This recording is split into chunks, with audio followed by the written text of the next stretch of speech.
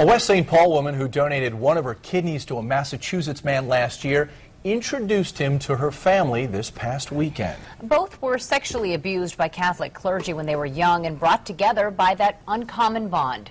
Steve Shaw is here now with an update to this fascinating story that we first told you about last August, Steve. That's right, Lee and Bill. Susan Pavlak says she gave her kidney to Phil Saviano not because of his national reputation as an advocate for victims of sexual abuse, but because she simply saw she could help someone out. And she did.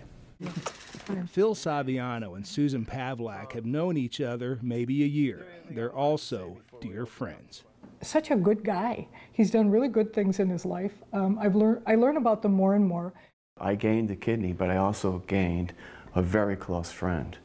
And I certainly never saw that coming my way. 57-year-old Phil Saviano has dealt with a lot. At age 11, Saviano was repeatedly abused by a priest near Boston. At 32, he was diagnosed with HIV, the virus that causes AIDS. As a girl, Susan Pavlak was abused by a nun in St. Paul. Saviano worked for a national organization called the Survivors Network of Those Abused by Priests in the early 1990s. It's through that organization Susan Pavlak found out Saviano was gravely ill from AIDS medications that damaged his kidneys. Pavlak gave Saviano one of her kidneys last August, and her operation, it wasn't exactly easy. So you had some pain initially? You betcha. Yeah, I mean, but I think what he was, and I'm sorry about that. You know what? I made a fully informed decision.